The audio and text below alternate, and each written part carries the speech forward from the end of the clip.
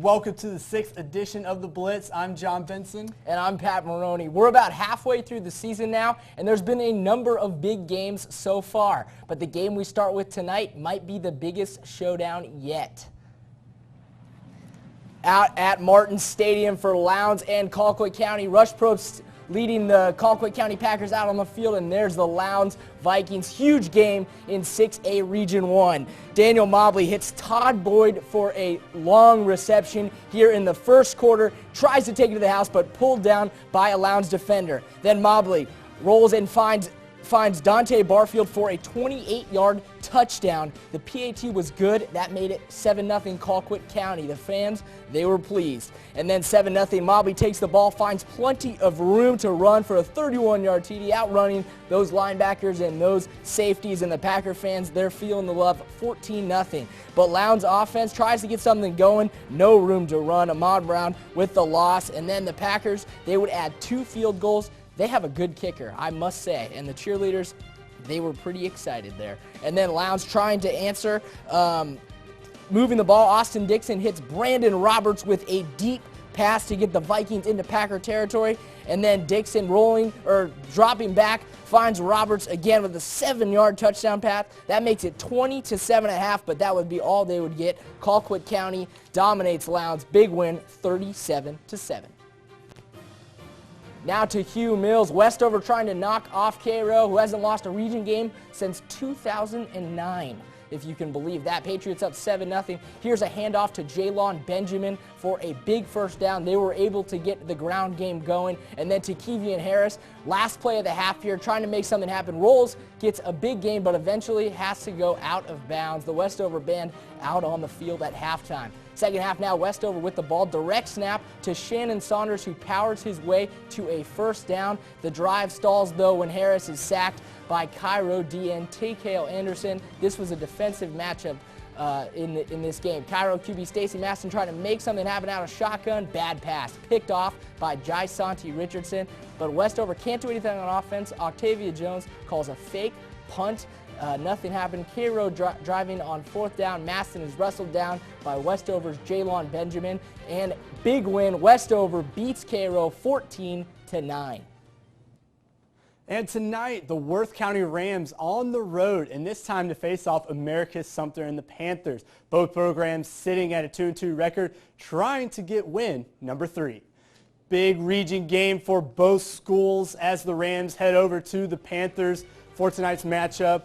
And quickly on the return here would be Worth County Eric Burrows for the long touchdown run here, and he would continue actually on the scramble here for the first down. That's number 14, the QB there, and then pass from the Panthers to the tight end. That's James Prince.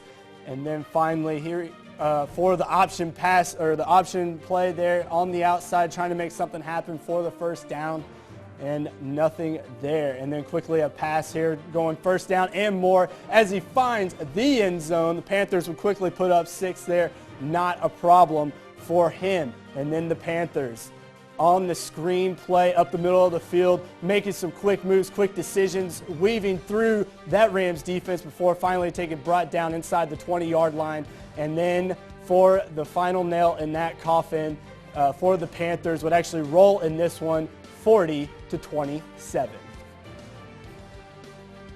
And headed over to the Cougars' den as Doherty and Corey Joyner's team would hit the road. Unfortunately, with the muffled snap there, that's Michael Whatley fumbles the snap, and the Cougars would recover in their territory. And then with the deflected pass in the corner of the end zone, that is no touchdown for Crisp County. However, it wouldn't take long for them to answer. Then Trojan ball, that is the handoff from Royal, and that is a nice gain into the Cougar territory before finally brought down into their territory. And then Corey Joyner trying to make something happen on the 4th down, but he would get stuffed, and Crisp County would take over on downs after that play. And then the running back, Jarkavius Glover for Crisp County, would take off to the outside, and before finally being forced out of bounds on a nice run into the deep Trojan territory.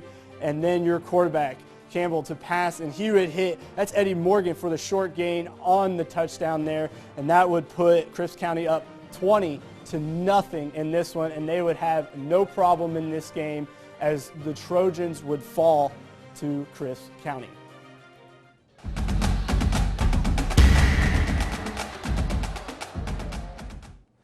And it is time for our team of the week, and this one deserves it after last week's big win at home over Windsor Academy. Shorewood Christian Academy hosted Windsor Academy for the homecoming last week and earned their first win of the season. In fact, it was their first win since September 20th of last year under head coach Otis Covington. And they would win big in this blowout 40-8 and help there from Griffin, the running back, with a big, long touchdown run. And the Eagles are 1-3 for the season, and we'll have more highlights for them as they face off tonight. And coming up next on the Blitz, we go live with our very own Matt Pritchard for the game of the week and have more highlights for you coming up next on the Blitz.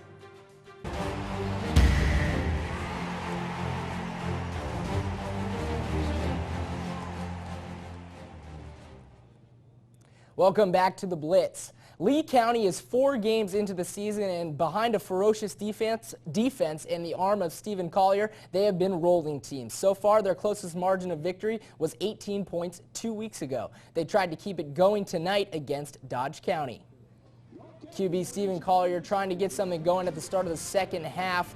Collier did play pretty well in this game, but out of shotgun, hands it off to Willie Kelly here trying to break it, but a good tackle there by Dodge County. Next play, Collier trying the quick pass to outside to Devontae Say, falls incomplete. They were out of sync on this drive. Collier drops back, looks downfield for Kelly again, almost picked off. That's a 3 and out. Dodge County's turn. Quarterback Landon Martin hands off to Roscoe Wilcox for a first down, and then Wilcox breaks free outside here, breaking a tackle. Fabrizio will not like that. Breaks a long touchdown run, but that would not be enough. Lee County wins again 28-14. Now it's time for our game of the week. The Blue Devils enter through the bleacher tunnel early on. QB Ryan Wedgeworth hands off to running back Ladarius Stewart for a 10-yard gain and a first down, and then Wedgeworth out of shotgun, little pump fake. Wastes no time. Beautiful pass there. Better catch by wide receiver Malik Pittman. Blue Devils up 7-0. Crowd, the Blue Devils fans, they were loving it. Tiff County defense showing off here. Coffee calls the pass, but Malik Henry gets the shoestring tackle to keep Coffee County right where they are. And again, some stellar defense out of the Blue Devils. Long pass by QB Tyree Polk is batted down in the end zone, bringing up a 4th down. Ensuing play, however, Coffee on the next play gets that TD. Long ball, Polk finds his receiver. He is wide open in the end zone. Breakdown there by the Blue Devils. But that is okay for John Reed's team because they win 32, or actually in the 4th quarter, a minute left, they're up 32-21. Now we go out to Fox 31's Matt Pritchard, who's live at the game in Tifton. Matt? Coffee. Yeah, thank you, Pat. As you mentioned, we're out here for Coffee County and Tiff County. Now, a minute ago, we thought Tiff County might have this one sealed and delivered. They were up by a bit more than this. It is now 32-27 with 51 seconds left here in the 4th quarter. Now, how we got here, now the highlights that you saw, those were great. The second half's highlights were incredible. Quarterback Ryan Wedgeworth for Tiff County has really taken this team onto his back in the second half of this game and led them to this lead along with a tremendous defensive effort. Now, this is great to see after last week at Thomas County Central, where we saw a team that struggled in the second half. So we're right out here at this game. It's a really, really great game of the week. We'll keep you posted as more updates come along. Back to you, John. All right, thanks, Matt. Keep us updated on that game. And taking a look at some more region games as Pelham High School would hit the road and face the Purple Hurricanes in Fitzgerald at home. Coach Strickland for the Purple Hurricanes is excited about this one, trying to continue with the 2-0 win streak, make it 3 in this one. Fitzgerald QB with the big yards, getting the first down and more on the 33-yard line. And then quarterback Romanius Golden hands the ball off to his brother. That's Tylen Golden, who would find the touchdown, no promise, 23 yards into the end zone. Pelham QB, that's Allman, hands it off to DeMont Franklin for the Hornet first down. Not many yards gained on the next play here on this quarterback keeper as he rolls right, trying to make something happen for himself, making some moves, switching lanes, going back to the other side of the field, and before finally being brought down by that Hornet defense. And 4 yards to go, and then finish the first half here. Fitzgerald will kick a field goal, putting the Purple Canes up 10-0, and they would actually end up winning this one over Pelham 24-0.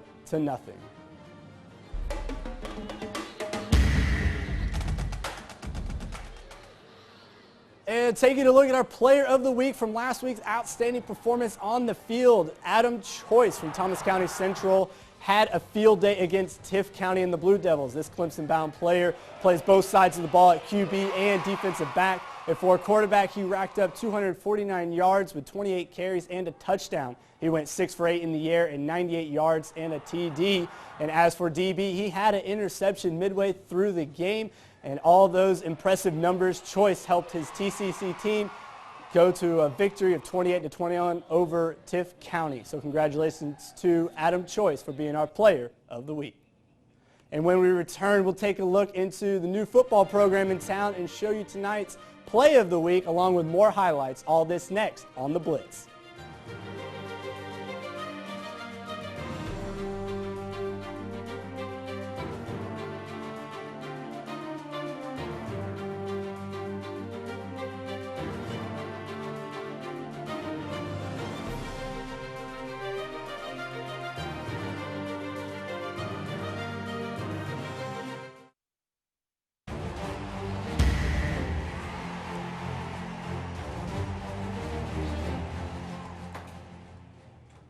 Welcome back to The Blitz. There's a number of prestigious high school football programs throughout the state of Georgia. Colquitt County, Fitzgerald, Deerfield, Windsor, just to name a few. They post winning season after winning season, but they all started somewhere. And this year, Bine Christian Academy is going through the process of starting from the bottom, and they hope eventually they'll rise to the top. Up until this fall, the students of Bine Christian could play basketball, baseball, and soccer. But this year, they strapped on the helmets and hit the football field for the first time. It's a lot of fun. It's a lot of hard work at the same time, but it's fun. I'm enjoying myself. Bine headmaster David Best declared last winter that he wanted to bring a football program to the small Christian school, and he gave athletic director Trevor Permison the first chance to be head coach of the Saints. Knew it was going to be a big task to build a program. Take a lot to start it up. With no spring football, no weight training program, and a 14-man roster, Permison knew the first year would be a challenge. We really wanted to make sure we had this year be a good year. We knew it'd be tough to have a real good record this year starting off because we'd only have, I think, 4 kids that have ever played before. Overall, I think we're doing pretty good so far. And we still have room for improvement on it though, but I think we'll get there. At 1-4, the first win is out of the way. Now, the focus is on getting a few more W's this year and a lot more in the future. There's a lot of benefits to starting something from the beginning. You get to kind of set things the way you want it, but you also have a blank slate to start with, so that's the challenge, is getting everything built up to where you want it to be. As the Bine program evolves, it'll always be a point of pride for the first team of Saints. I want them to be able to look back on this and see that we did something new and that we could be successful at it. Now on to JAYCEE football. It was a good night for Sherwood Christian last Friday. The Eagles were clicking on all cylinders in a big victory over Windsor Academy. On the other hand, Deerfield Windsor is used to good Friday nights, but they've already had 2 slip-ups this season. So the 2 teams met at the SCA Sports Complex tonight. Otis Covington and Alan Lowe of Deerfield Windsor trying to get their respective teams ready to go. First quarter, Sherwood Christian QB Chris Thomas scrambling around, trying to make something happen. He loses the ball, picked up by Dakari Cuts of the Knights. But right after that, Deerfield botches the handoff. It's picked up by the big man for the Eagles, Jerron Thomas. Alan Lowe will not be happy about that one. Deerfield can't get anything going on offense, though. Sherwood, can't get anything going. Calls for a punt Not sure what happened there. I don't know if it was a fake or a bad snap, but that's good field position for the Knights. And QB Trip Presley, he capitalizes. He keeps it and punches it in for a touchdown, 7-0 Deerfield. But Sherwood would respond in the first quarter. Otis Covington keeps the handoff, and he is off to the races. Showing off the great speed. Deerfield trying to catch him, diving, but it will not happen. That's a touchdown. But they missed the PAT, and Deerfield would take care of business after that. 47-6 Knights. And continuing with some more JAYCEE action this evening with the perfect 4-0 Crisp Academy on the road to Terrell Academy. And leading the way for Crisp Academy in the Wildcats, third-year head coach Mike Ellis. And here come your Eagles. And then second play, check out this trick play here. That's Matt White throws to Matt Cause, and then he would throw to Banks Folsom for the first down. The drive would actually stall. And then here come the Eagles. Number 20, that's the running back, that's Kashad Johnson for the first down and more. And then on the next play, the QB out of the shotgun finds looking Riley Carson for the long 40-plus yard touchdown pass with an amazing catch. The Eagles go up early in the first quarter, 7-0, and the Eagles still fighting, trying to get something going, some ball control going on the first down. Unfortunately, this one would not end well for Terrell Academy, for the Eagles. Crisp Academy would win 21-7.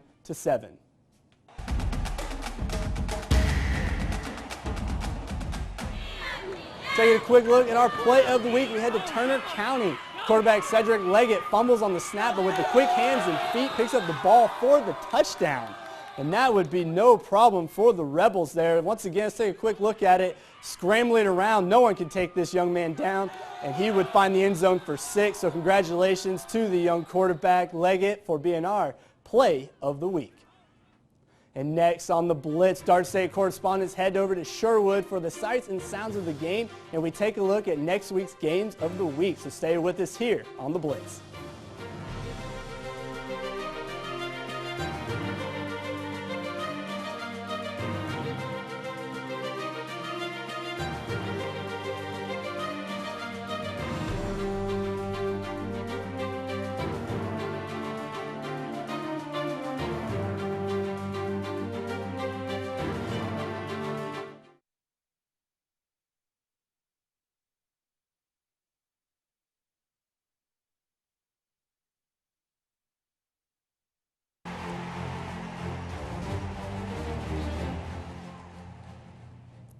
Welcome back to the Blitz. You just saw the highlights from the Deerfield-Sherwood Christian game. Our Darton College correspondents were out there tonight, and we'll let them show you the sights and sounds. Hi, I'm Jeremy Hayes, your campus correspondent. We're here tonight at Legacy Field for the Sherwood Christian Academy and Deerfield Windsor game. Here are some sights and sounds from tonight's game.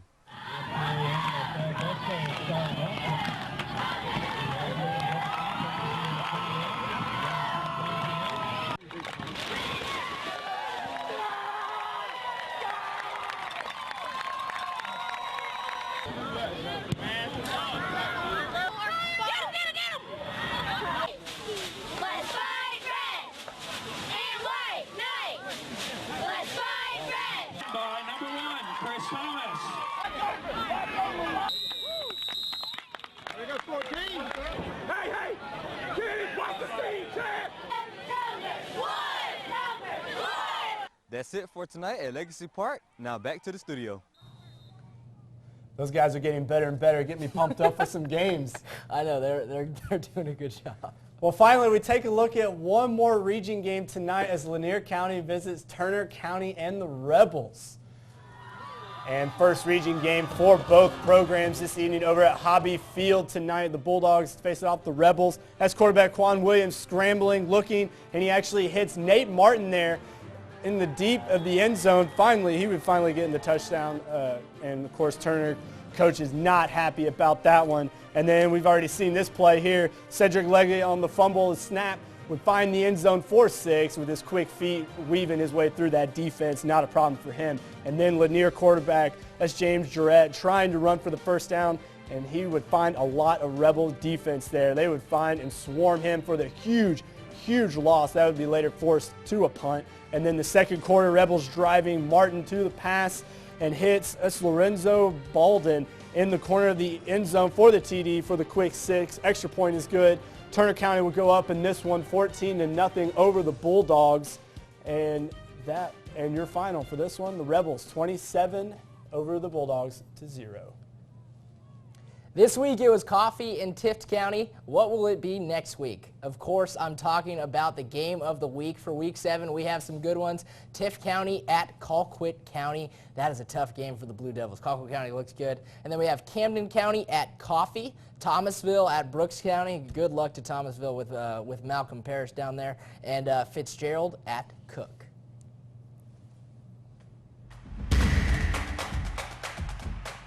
Everybody's favorite part of the program is our fan of the week, the Turner County Rebels fans. This is the gang of Rebels. They got all painted up. They did their thing. They brought the flags. They really were devoted to Turner County tonight, and it showed. And I think everybody on the Turner County football team really appreciated that. That'll do it for us this week. I think John has something to say. Oh, yeah, just going to say follow us on Twitter at jbenson331. And I'm P. Moroney 31. So give us a follow. Thanks for tuning in, and tune in again next week.